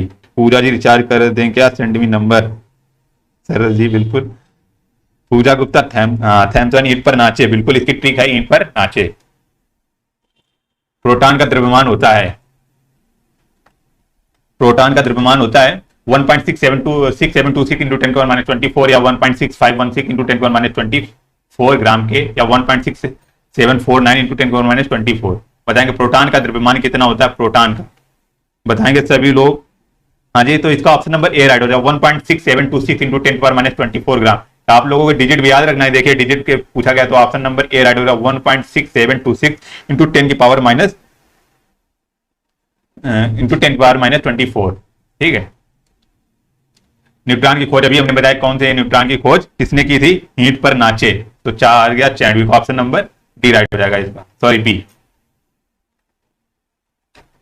Option number B right हो जाएगा। न्यूट्रॉन की खोज किसने की थी, चैडविक ने की। जे थॉमसन ने हमारी इलेक्ट्रॉन की, रदरफोर्ड जो थे प्रोटॉन नाभिक की थी, ना कि प्रोटॉन आयन की। प्रोटॉन नाभिक की रदरफोर्ड और प्रोटॉन जो हमारी आयन है धनायन उसकी गोल्डस्टीन ने की थी। याद रखेंगे, इसमें कंफ्यूजन रहता है सभी लोगों को भाई। प्रोटॉन आयन जो होता है वो गोल्डस्टीन और प्रोटॉन जो नाभिक जो होता है हमारा धनात्मक उसकी रदरफोर्ड ने की थी। तो न्यूट्रॉन की किसने की थी, ऑप्शन नंबर 106 का कितना हो जाएगा, चैडविक हो जाएगा। न्यूट्रॉन की खोज किसने की थी, ऑप्शन नंबर बी। अगला क्वेश्चन बताएंगे सभी लोग।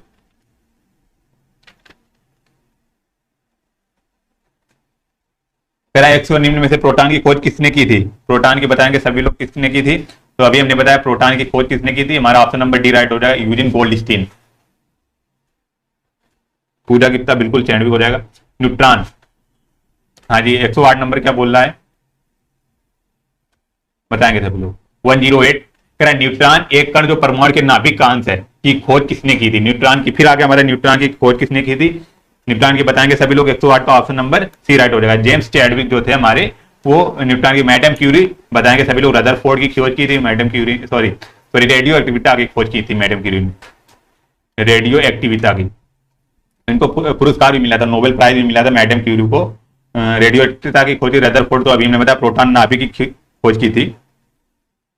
हाँ जी, हीलियम परमाणु का नाम है 2He4 जो होता है वो हमारा हीलियम परमाणु का नाभिक होता है।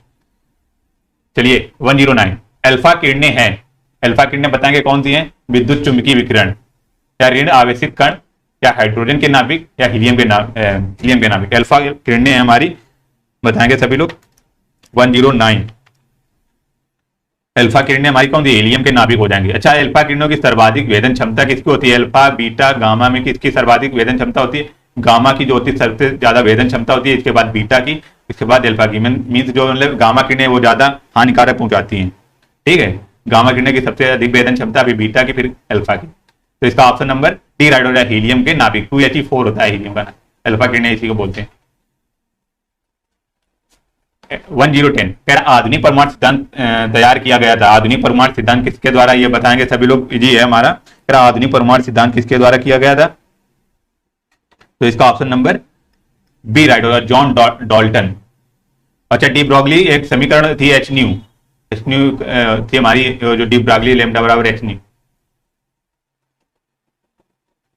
न्यू बराबर एच सी अपॉन लेमडा जो थी उनको समीकरण दी थी किसने, डी ब्रॉगली, न्यू बराबर एच सी अपॉन लेमडा, ठीक है, जॉन डाल्टन। हाँ जी, 111 नंबर क्या बोल रहा है, 11111 बोल रहा है, गैसों के संबंध में निम्न से कौन सा कथन सत्य है। गैसों का निश्चित आयन और निश्चित आकार होता है, गैसों का ना तो निश्चित आकार होता है ना ही निश्चित आकार होता है, और गैसों का निश्चित आयतन होता है लेकिन इनका आकार निश्चित नहीं होता। गैसों का निश्चित आकार होता है लेकिन निश्चित आयतन नहीं होता। गैसों के संबंध में बताएंगे क्या हो जाएगा, एक बार सेशन को शेयर कर देंगे सभी लोग जोरदार से। विराट 111 का ऑप्शन नंबर बी राइट हो जाएगा इसका। गैसों का ना तो निश्चित आकार होता है और ना ही निश्चित आयतन, यहाँ पे आकार नहीं होगा, यहाँ पे आयतन होगा। गैसों का ना ही निश्चित आकार होता है और ना ही निश्चित आयतन होता है, क्योंकि गैसें जो है एक तरह से चलती रहती हैं वायुमंडल में ना, और ठोस जो होगा अभी हमने बताया ठोस का निश्चित आकार भी होता है, निश्चित द्रव्यमान भी होता है। 112 नंबर क्या बोल रहा है, कह रहा है परमाणु बम, परमाणु बम कह रहा है कि परमाणु बम बनाने के लिए सामान्यतः निम्न में से किस तत्व का प्रयोग किया जाता है। अभी बताएंगे परमाणु बम बनाने के लिए किसका प्रयोग किया जाता है। ऑप्शन नंबर सी राइट हो जाएगा, यूरेनियम का जो है परमाणु बम बनाने के लिए प्रयोग किया जाता है। भाई कमेंट करेंगे सभी लोग, क्वेश्चन के आंसर करिएगा आप लोग।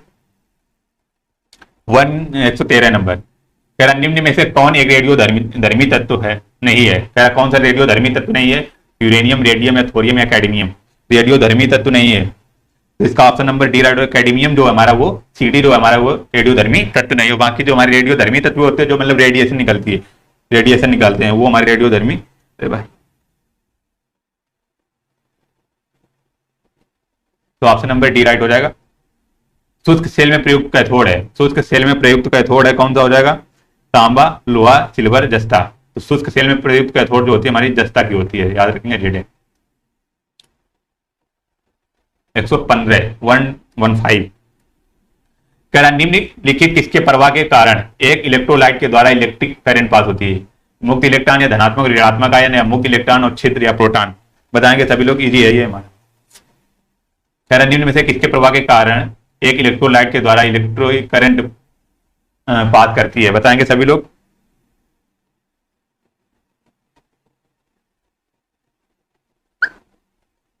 तो इसका ऑप्शन नंबर डी राइट हो जाएगा, इलेक्ट्रोलाइट के द्वारा इलेक्ट्रिक करंट पास होती है।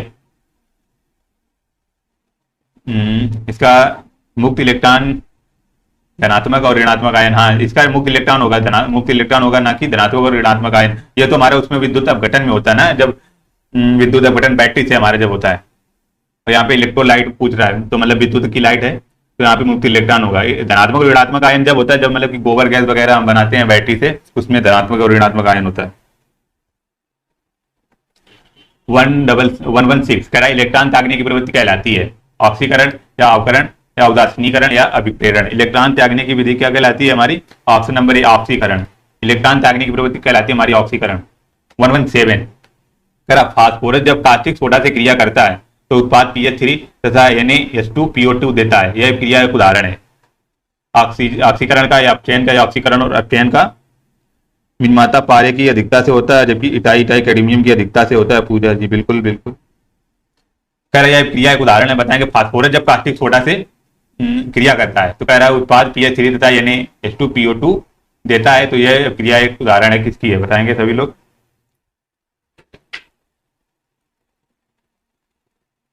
इसका ऑप्शन नंबर सी राइट हो जाएगा। ऑक्सीकरण और अपचयन का हमारा हो जाएगा ऑप्शन नंबर सी, ऑक्सीकरण एंड अपचयन। 118 नंबर कह रहा है कार्बनिक यौगिक में कार्बन की संयोजकता होती है। कार्बनिक यौगिक में कार्बन की संयोजकता होती है।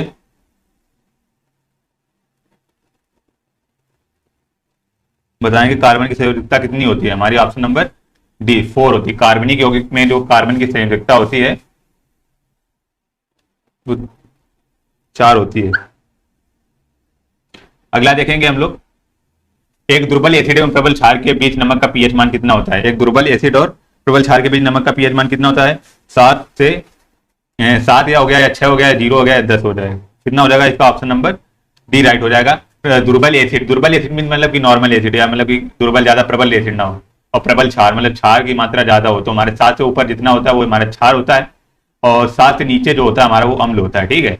और जो 7 पे होता है उसे उदासीन बोलते हैं। अच्छा ये सभी लोग कमेंट करेंगे कि रक्त का पीएच मान कितना होता है हमारा, रक्त का पीएच मान कितना होता है हमारा, ठीक है। हमारे शरीर का पीएच मान बताएंगे कितना, 120 पे 120 हमारा शरीर का पीएच मान कितना होता है, सीमा के भीतर होता है। तो इसका ऑप्शन नंबर 8.0 से 9.0, ऑप्शन नंबर बी 6.0 से 7.0, सी हमारा 7.0 से 7.8, डी हमारा 6.0 से 6.8।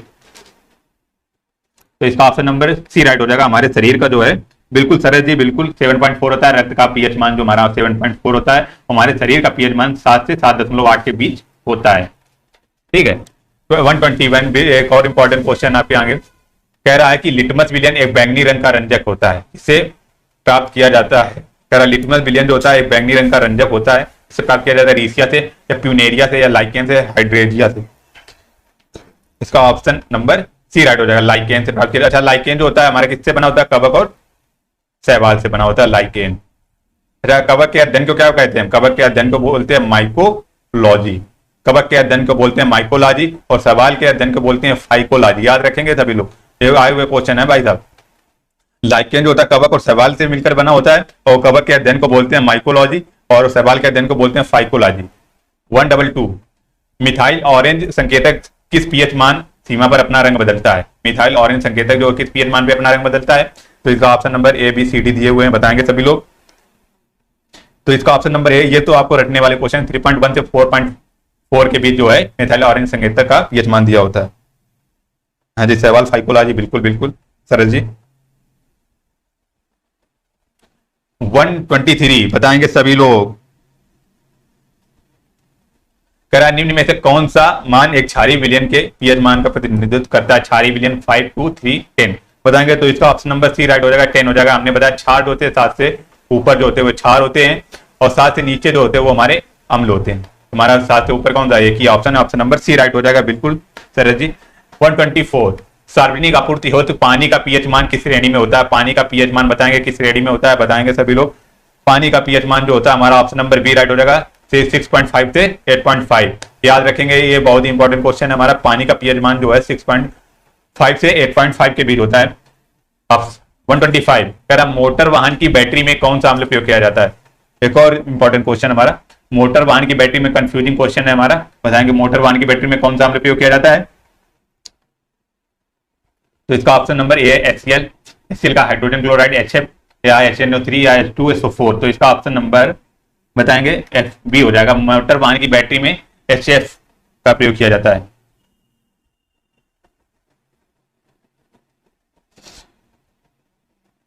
मोटर वाहन की बैटरी में किसका प्रयोग किया जाता है, H2SO4 या HF किसका किया जाता है, इसको चेक कर लेना आप 125 को। 126 एप्सम का औद्योगिक नाम क्या है, एप्सम का औद्योगिक नाम क्या है सर, H2SO4 यहाँ चेक कर लेना इसको। मोटर वाहन की बैटरी में किसको कंफ्यूजन है हमें अभी चेक कर सकते हैं आप। कह रहे हैं एप्सम का औद्योगिक नाम क्या है, मैग्नीशियम सल्फेट या फेरस सल्फेट या लेड सल्फेट या लेड फेरोक्साइड। तो इसका एप्सम का औद्योगिक नाम क्या है, मैग्नीशियम सल्फेट। ऑप्शन नंबर ए राइट हो जाएगा। एप्सम का औद्योगिक नाम इसे हम क्या बोलते हैं, MgSO4 बोलते हैं। और PbO lead oxide ferrous sulphate FeSO4 होता है हमारा लेड पैराक्साइड। तो इसका ऑप्शन नंबर ए राइट हो जाएगा। शुद्ध पानी का पीएच मान अभी हमने बताया, शुद्ध पानी का पीएच मान कितना होता है, 4 या 7 या 12 या 18। शुद्ध पानी का पीएच मान बताएंगे सभी लोग कितना हो जाएगा। शुद्ध पानी का पीएच मान सरस तिवारी बिल्कुल चेक ही है सर जी, बिल्कुल बिल्कुल हाँ। शुद्ध पानी का पीएच मान ऑप्शन नंबर बी राइट हो जाएगा, 7 होता है। शुद्ध पानी का पीएच मान हमने बताया कहां से कहां तक होता है इसका, 6.5 से 8.5, क्योंकि कहीं कहीं पे पानी जो होता है एक तरह से अम्लीय भी होता है, कहीं कहीं पे क्षारीय भी होता है। तो पानी का पीएच मान 6.5 से 8.5 के बीच में लाई करता है। 128 नाइट्रिक अम्ल किस धातु पर बेअसर होता है, निकल या चांदी या सोना या तांबा बताएंगे। नाइट्रिक अम्ल जो है किस पर बेअसर होता है। 128 बिल्कुल आ गया, चेक है सर जी सरस तिवारी, बिल्कुल सोना। तो आपका राइट आंसर है सोना पे जो है नाइट्रिक अम्ल का बिल्कुल कोई भी फर्क नहीं पड़ता है। बाकी निकल चांदी और तांबा जो है इससे फर्क पड़ता है। चांदी जो हमारी ब्लैक पड़ जाती है, जो नाइट्रिक अम्ल में डाल दिया जाए तो ब्लैक, जैसे गांव वगैरह में नहीं आते धुलने के लिए चांदी, तो वही हमारा चांदी जो है नाइट्रिक अम्ल से बेअसर होता है, सॉरी सोना जो है बेअसर होता है। 129 विट्रियोल का तेल किसे कहा जाता है, एक और इंपॉर्टेंट क्वेश्चन, ये अभी हाल ही में एग्जाम हुआ है उसमें आया हुआ था SSC का। विट्रियोल का तेल किसे कहा जाता है, पोटेशियम डाई 3H 3:1 का रेशियो अम्लराज होता है हमारा। कह रहा है विट्रियोल का तेल किसे कहा जाता है, पोटेशियम डाइक्रोमेट या फास्फोरिक एसिड या कैल्शियम हाइड्रोक्साइड या सल्फ्यूरिक एसिड। बताएंगे विट्रियोल ऑफ ऑयल किसका होता है। 129 बताएंगे सभी लोग, तो इसका ऑप्शन नंबर डी राइट हो जाएगा, H2SO4। सल्फ्यूरिक एसिड जो होता है हमारा विट्रियोल का तेल होता है, याद रखेंगे विट्रियोल का तेल किसे कहा जाता है, सल्फ्यूरिक एसिड को। 123 हाँ जी 123 51 ग्राम अमोनिया में कितने मोल अमोनिया मौजूद होती है, बताएंगे सभी लोग। 51 ग्राम अमोनिया में कितने मोल होती है, हमें बताएंगे। 123